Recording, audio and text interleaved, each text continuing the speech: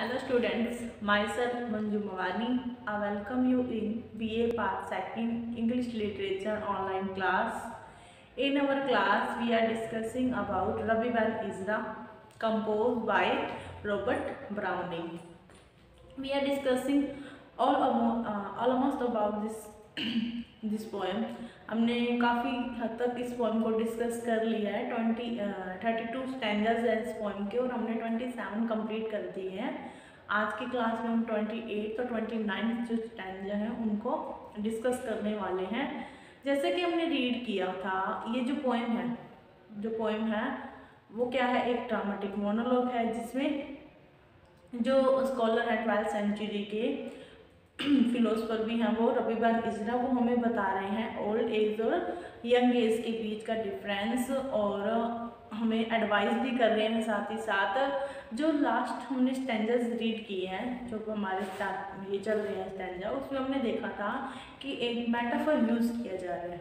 Metaphor है picture and potter and a pot, मतलब picture की तरह था कि जिसमें जो गॉड है उसको क्या है, एक पिक्चर मतलब कि पोटर बोल रहे हैं, बैनिस्टा है वो गॉड की, जो गॉड को कंपेयर कर रहे हैं एक पोटर से। पोटर मीन्स कुम्हार जो मटके बनाता है, और जो ह्यूमन बीइंग है, जो क्रिएचर्स हैं वो क्या है, उसके मतलब मिट्टी है, उसकी क्या है, सोल है, जिसको वो क्या मिट्टी है, सोइल है, जिसको वो क्या है जो है शेप देते हैं, मतलब मटके से बताया हुआ है।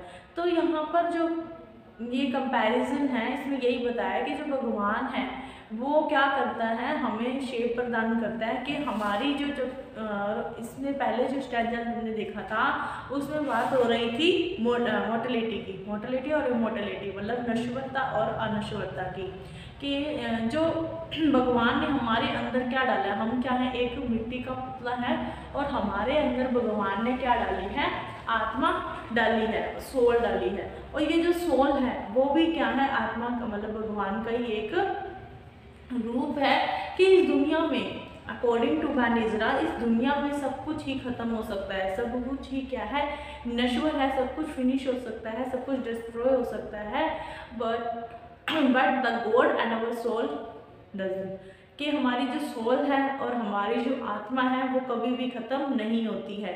ये क्या है, शरीर के मतलब बॉडी के जो फिनिश होने के बाद, बॉडी के डिस्ट्रॉय होने के बाद, ये जो आत्मा है वो क्या है, किसी और पर्पस में लग जाती है। ये क्या है, भगवान की स्लेव में लग जाती है, भगवान की चाकरी में लग जाती है।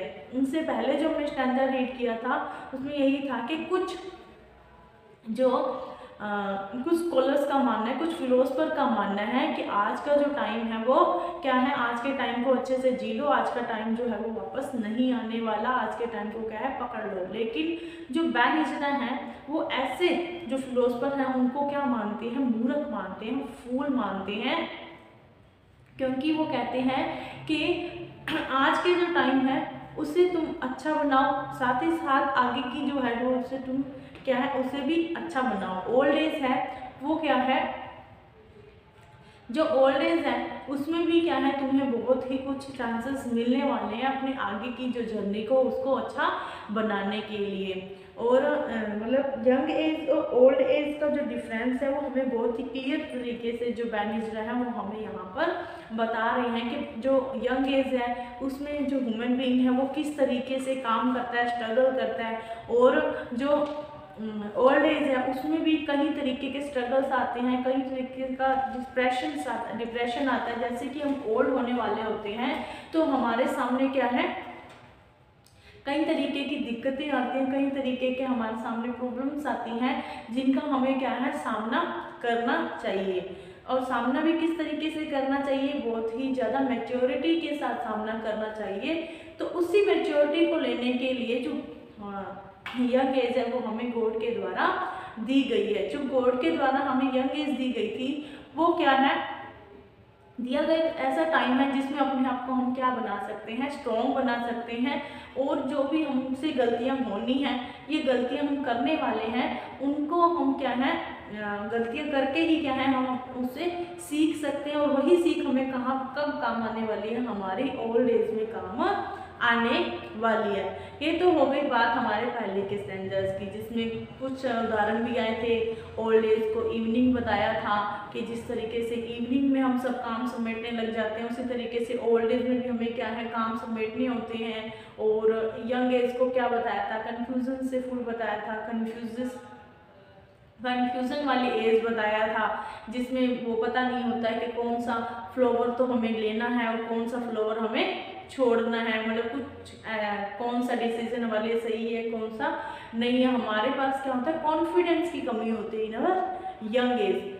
लेकिन जो ओल्ड एज है उसमें क्या है, हम पूरे अपने मतलब हमारे पास इतना एक्सपीरियंस होता है, इतना नॉलेज होता है कि हम उस बात को, अपनी बात को इस तरीके से बता सकते हैं कि जैसे कि हम अपने हाथ को ही अपना बता रहे हैं। अब हम मतलब एग्जाम्पल लेते हैं, जैसे अब ये हाथ है, इसको मैं अगर अपना बताती हूँ तो यहाँ पर मुझे कोई भी प्रूव करने की ज़रूरत नहीं है।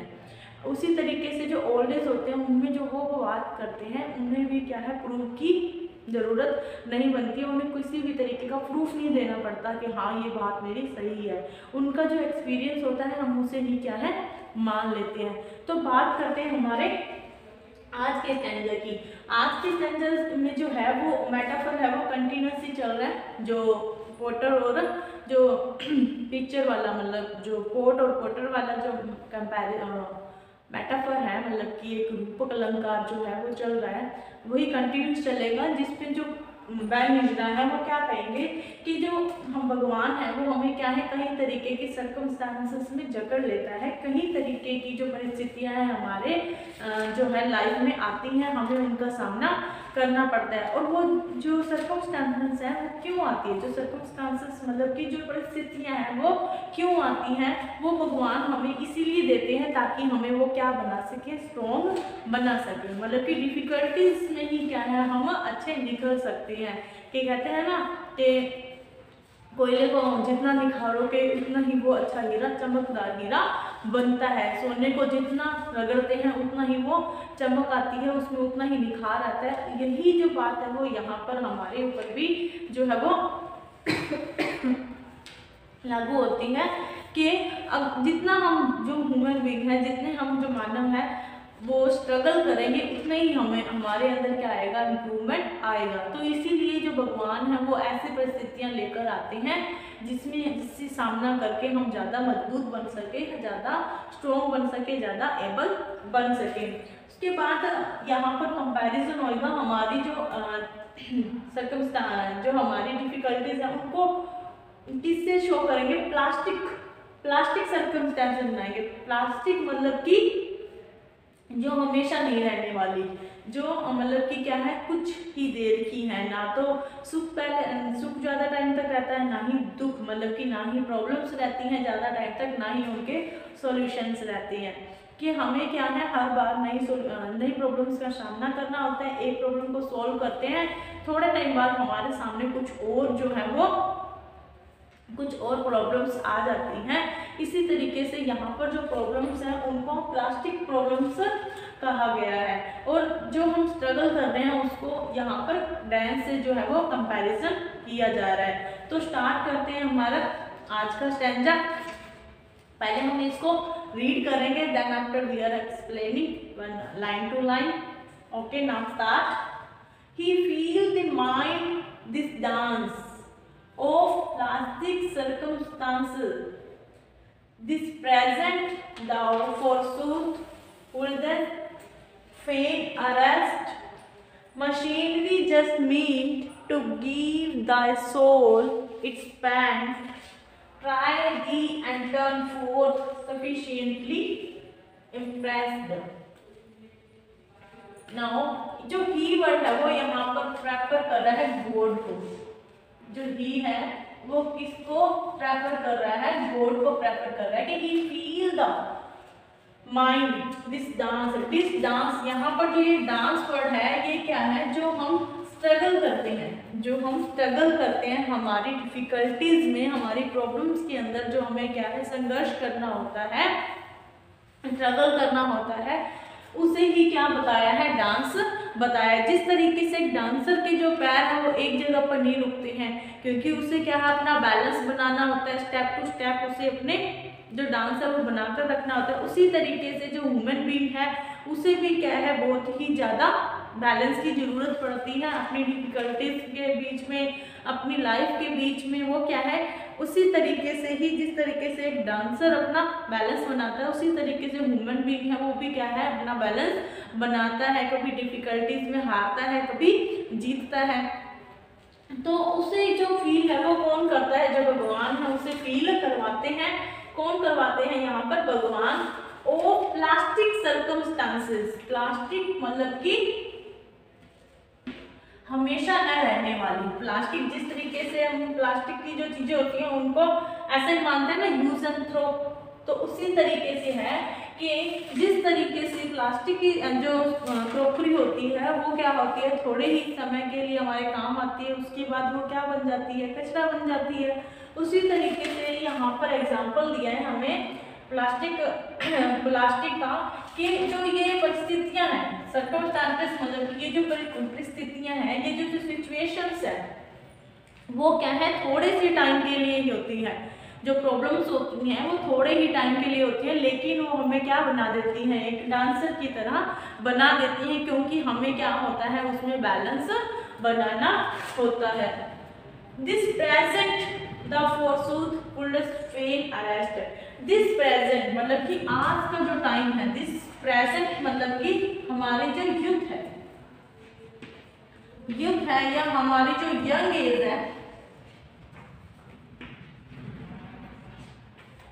एज है, how forsooth would fail arrest। फेन मतलब कि उसे क्या है इंजॉय करना चाहिए, हमें क्या है डरना नहीं चाहिए, हमें घबराना नहीं चाहिए। हमारा क्या है अरेस्ट, फेन अरेस्ट, उसे क्या है जकड़ लेना चाहिए। किसमें, खुशियों में जकड़ लेना चाहिए। हमें सुख जो है वो फील करने चाहिए। मशीनरी जस्ट नीड, और जो ये सर्कमस्टांसेस आती हैं, डिफिकल्टीज आती हैं, उनकी क्या सिर्फ और सिर्फ मशीनरी माना जाना चाहिए।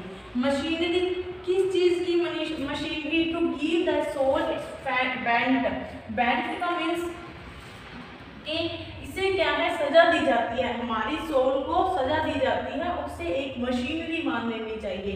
मतलब कि जो प्रॉब्लम्स आती हैं वो हमारे अंदर ही क्या है इम्प्रूवमेंट लाने के लिए ही आती हैं। मशीनरी मतलब जिस तरीके से किसी मशीन को हम यूज़ करते हैं ताकि हमारा काम सफाई से हो, उसी तरीके से जो गॉड है वो हमारे लिए क्या है कुछ ऐसी सिचुएशंस तैयार करते हैं, ऐसे सर्कमस्टांसेस तैयार करते हैं जिसमें हमें क्या होता है उससे लड़ना होता है, उससे फाइट करना होता है। Then after we are strong, we will strong, हम क्या है स्ट्रॉन्ग बनते हैं, हमारे अंदर क्या है इम्प्रूवमेंट आता है। तो ये क्या है जो सोल है उसे क्या है बैंड किया जाता है, उसे सजाएं दी जाती है। मतलब किस कई तरीके के हमारे अंदर डिप्रेशन होते हैं, तनाव होता है, कई तरीके की जो प्रॉब्लम्स हैं, चाहे मानसिक है, शारीरिक है, मतलब फिजिकली होती है, मेंटली होती हैं, कई तरीके की प्रॉब्लम्स होती हैं। इन प्रॉब्लम्स को जो क्यों दिया जाता है भगवान के द्वारा हमें, ताकि हम क्या हो सके स्ट्रॉन्ग हो सके, मैच्योर हो सके, हमारे अंदर क्या है ऐसी पावर आ सके कि हम क्या है किसी भी मतलब सिचुएशन में अपना बैलेंस ना खोएं, अपना बैलेंस बनाकर रखें। Try the and turn fourth, कि हमें क्या करना चाहिए, ट्राई करना चाहिए। किसे करना चाहिए, हम जो ह्यूमन बीइंग है हमें सिचुएशन में ट्राई करता रहना चाहिए, हमें अपनी हार जो है हिम्मत है वो हारनी नहीं चाहिए। एंड टर्न, और मोड़ लेना चाहिए। फोर्थ, हमें डिफिकल्टीज के सामने खड़े रहना चाहिए, ना कि उससे मुंह फेरना चाहिए। सफिशिएंटली इम्प्रेस्ड, और इसी से जो गॉड है वो क्या होंगे हमसे इम्प्रेस्ड होंगे। मतलब जो गॉड है उनको इम्प्रेस करने के लिए हमें क्या करना चाहिए, जो हमें टास्क दिए जाते हैं, भगवान जो हमारे सामने सिचुएशंस लेके आते हैं, प्रॉब्लम्स लेकर आते हैं, उन्हें हमें क्या मानना चाहिए, अपना टास्क मानना चाहिए। जिस तरीके से हम अपनी एजुकेशन में भी देखते हैं, हमारे सामने कई टास्क आते हैं कि ये चैप्टर आपको इतने दिन में लर्न करना है, ये चैप्टर आपको ऐसे करना है।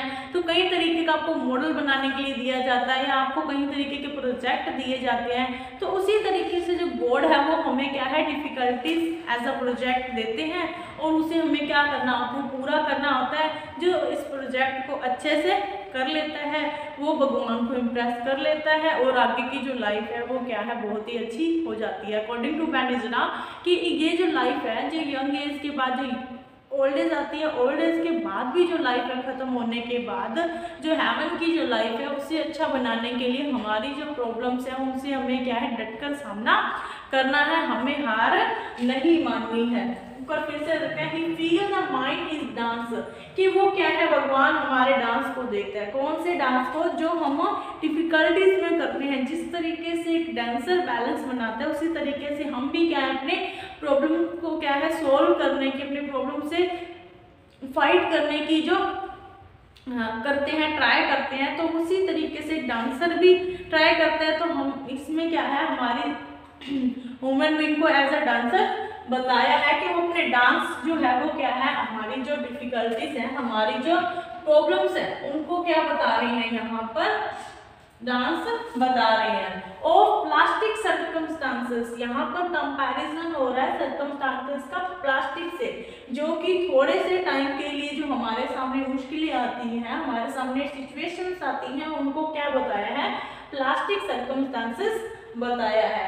This present the force wouldn't find arrest कि ये जो प्रेजेंट है द यंग टाइम है, जो हमारा आज का जो टाइम है, युवा मतलब युवा अवस्था का जो टाइम होता है, फोर्स वुडंट फाइंड अरेस्ट, उसे क्या करना चाहिए, हमें इन मुश्किलों से घबराकर वेस्ट नहीं करना चाहिए, हमें आराम से जो है अपनी लाइफ रहनी चाहिए और डांस करते रहना चाहिए। मतलब उन जो सिचुएशंस आई है उनसे हमें फाइट करते रहना चाहिए, उनसे सामना हमें करना रहना चाहिए। हमें जो है वो कल की चिंता नहीं करनी चाहिए, हमें प्रॉब्लम से जो हार नहीं माननी चाहिए। मशीनरी जस्ट मीन्स, मशीनरी मतलब कि जो आने वाली प्रॉब्लम्स हैं उनको क्या है सिर्फ और सिर्फ हमारे अंदर सुधार का जरिया ही मानना चाहिए।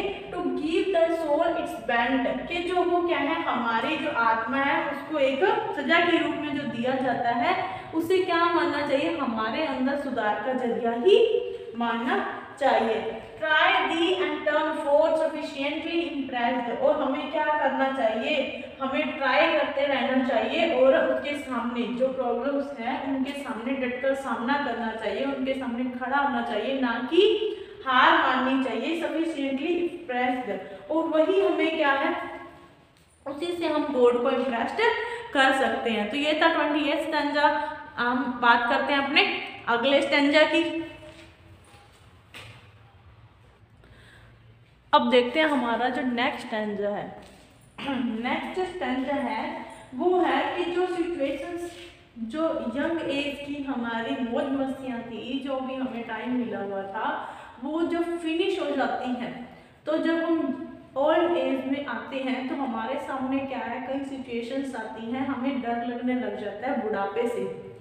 आप भी जानते होंगे कि बड़े होने का जो डर है वो हमें सताता है। यहाँ पर जो है बैनिजना वो क्या कहते हैं कि हमें किसी भी तरीके का स्ट्रेस जो है वो उसे नहीं लेना चाहिए, हमें क्या है अपनी जो भी आने वाला टाइम है उसका भी क्या है अच्छे से वेलकम करना चाहिए। तो रीड करते हैं। But of the earlier groups which ran the laughing loves around the base, no loner pose and press, but talk about the rim, skulking and order grim, grow out in graver mood, obey the taker stress। तो अब यहाँ पर क्या है, जो old age में हमारे सामने जो स्ट्रेस आती है, प्रॉब्लम्स आती हैं, उनके बारे में बात हो रही है। But of the earlier groups which ran the laughing one loves, के हमारा जो पुराना टाइम था, लाफिंग थी, हमारे लव्स थे, वो क्या है चले जाते हैं, जा रहे हैं। मतलब जब हम ओल्ड एज में जाने वाले होते हैं, ओल्ड एज की स्टार्टिंग होती है, तो हमारा जो हैप्पी टाइम होता है वो जाने वाला होता है। हमारे सामने क्या कई तरीके की स्ट्रेस आती हैं, कई तरीके की डिफिकल्टीज आती हैं, बीमारियां भी जो है हमें वो लगने लग जाती हैं। तो इन सब चीज़ों से जो बैनिश है वो हमें क्या कहते हैं कि जो अवयव रूप से जो उदासी की चीजें थी वो भी चली जाती हैं, हमारे जो हंसी मजाक थे वो भी क्या है चले जाते हैं।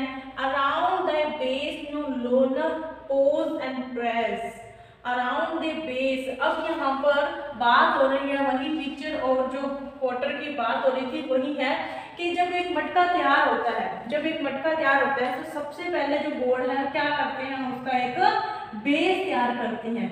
जो ये बेस है वो क्या है, हमारी यंग एज है। ये जो बेस है वो क्या है, हमारी यंग एज है। जिस तरीके से यहाँ पर क्या है, ना तो कोई पोज होता है, ना ही रुकना होता है, ना ही किसी तरीके का प्रेस होता है, ये तो क्या है सिंपल चलता रहता है। यहाँ पर हम क्या है यंग एज में अपनी जो मस्ती से ही क्या है रहते हैं।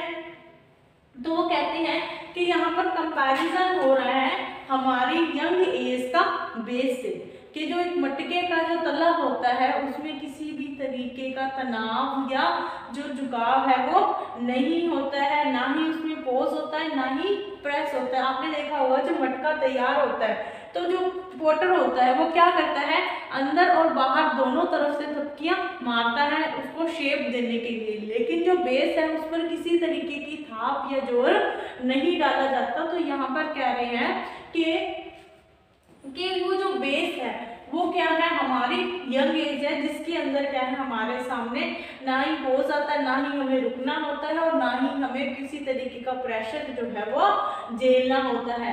What tough about the rim. अब बात है कि क्या होता है रिम की, कि जो रिम होता है, रिम मतलब ये जो बाहरले हिस्सा होता है एक मटके का, ये जो हम कहते हैं ना गोलाई आती है मटके की,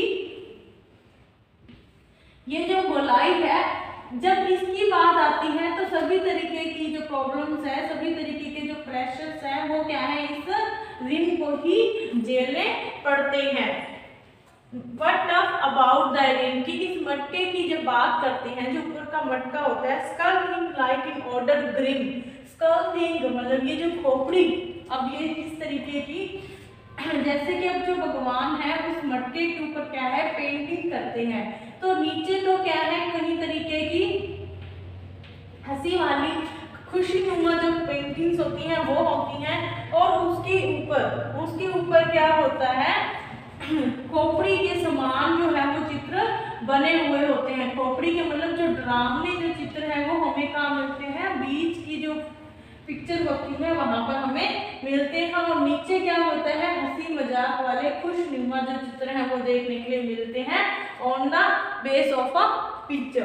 तो यहाँ पर जो है कंपैरिजन हो रहा है हमारे लाइफ का एक पिक्चर से, कि हमारी जो यंग एज है उसमें क्या है भगवान हमें ज्यादा प्रेशर नहीं डालते हैं, हमारे सामने क्या है हंसी मजाक वाले दिन होते हैं, हैप्पियर लाइफ होती है।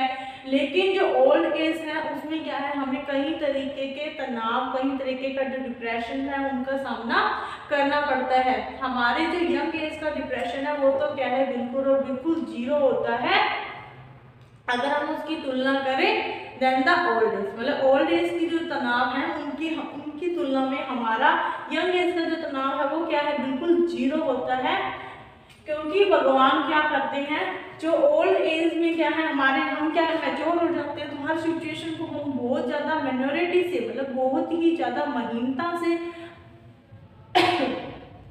उसको देखते हैं, उसका निरीक्षण करते हैं। तो यही चीज क्या है हमारे माइंड को ज्यादा स्ट्रेस देती है।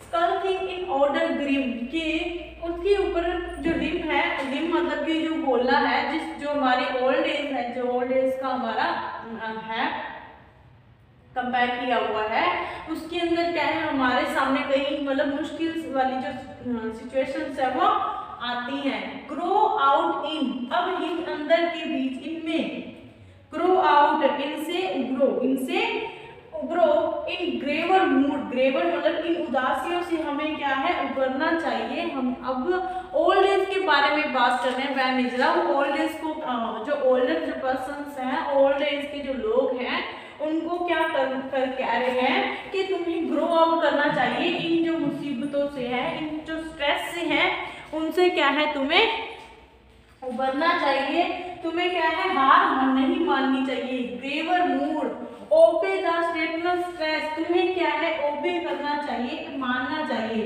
आज्ञा पूर्ण मतलब कि उसे ओबे करना चाहिए। जो स्ट्रेस, जो भी स्ट्रेस है उससे तुम्हें हार ना मानकर उसे क्या है स्वीकार करना चाहिए। मतलब यहाँ पर पहले तो क्या था, यंग एज को ही कह रहे थे कि तुम्हें हार नहीं माननी है। तो जब हमारे सामने जो आती है डेथ का जो डर आता है वो कब आता है हमारे सामने, जब हम थोड़े बड़े हो जाते हैं। आपने देखा हो जो बच्चा होता है उसको मरने का डर नहीं होता है, लेकिन जैसे जैसे हम ग्रो करते हैं, हम जैसे जैसे बड़े होते हैं, हमारे सामने कई तरीके की डिफिकल्टीज आती हैं, कई तरीके की हमारे सामने मुश्किलें आती हैं। स्ट्रेस कब आता है, जब हम मैच्योर हो जाते हैं, तब जब हमें बातें समझ आने लग जाती हैं, तभी हमें किसी बात का स्ट्रेस रहता है। जब हम ना समझ होते हैं तो हमारे सामने किसी भी तरीके का स्ट्रेस नहीं होता है। तो वो कहते हैं कि स्ट्रेस को क्या है, हमें ज़्यादा हैवी अपने ऊपर नहीं होने देना चाहिए। हमें क्या है, जो भी हमारे सामने सर्कमस्टांसेस आते हैं, सिचुएशंस आती हैं, उनका डटकर सामना करना चाहिए। जो ओल्ड एज का जो स्ट्रेस है, जैसे हम ओल्ड होते हैं तो हमें क्या है कि हमें मृत्यु मतलब हमारी जो डेथ है उसका जो डर है वो सबसे पहले हमें डराने लग जाता है। तो उस डेथ के जो डर है उससे अफ्रेड नहीं होना चाहिए, उससे डरना नहीं चाहिए। हमें क्या है भगवान पर क्या है भरोसा रखना चाहिए और अपना जो कर्म है वो करते रहना चाहिए। तो एक बार फिर से देखते हैं, what of the earlier grooves which ran the laughing ones, कि जिस तरीके से हमारे पिछले टाइम के जो लव्स थे, चाहे वो ग्रोव्स थे, उदासी भरे दिन थे जो थोड़े दिन के लिए होते थे, वो क्या है चले जाते हैं। Around the base no longer pause and press, जिस तरीके से एक मटके का बेस होता है वो क्या है बहुत ही, ना ही उसके ऊपर कोई पोज होता है, ना ही किसी तरीके का उसके ऊपर स्ट्रेस होता है, लेकिन वो कितनी देर के लिए, जब मटका बनेगा तो ऊपर का जो रिम है वो भी तो तैयार होगा, और जब रिम तैयार होगा, जब हमारा मतलब रिम जो है वो क्या है हमारी ओल्ड एज है, तो रिम क्या होगा, तो रिम को क्या है अंदर और बाहर से क्या है थपकियां दी जाती हैं उनको, मतलब डिफिकल्टी जो हमारे सामने आती है वो हमें क्या है स्ट्रॉन्ग बनाने के लिए ही आती हैं। What tough about the rim, की रिम की जो मुश्किलें वो देखनी चाहिए। जो बेस है वो तो क्या वही रहता है, लेकिन जो रिम है उसको क्या है ऊपर लाया जाता है, बढ़ाया जाता है। तो जो रिम मतलब कि जो हमारी ओल्ड एज की जो स्ट्रेस है वो क्या है हमें अपने ऊपर हावी नहीं होने देनी चाहिए, हमें उनसे क्या है डटकर सामना करना चाहिए। तो ये थी हमारे आज के स्टैंजा। अगले जो स्टैंजा है उनकी बात करेंगे हम अगली वीडियो में। तब तक आप इन स्टैंजा की जो भी सेंट्रल आइडिया है, जो इस पोएम का सेंट्रल आइडिया है, जो अपने वो क्या है अच्छे नोटबुक में राइट करते रहें, ताकि आपके जो नोट्स हैं वो साथ साथ ही बनते रहें और एग्जाम टाइम में आपको हेल्प मिल सके। मिलते हैं नेक्स्ट वीडियो में जो नेक्स्ट स्टैंजर्स के साथ। तब तक आप घर पर रहिए, सुरक्षित रहिए और पढ़ते रहिए। Thank you.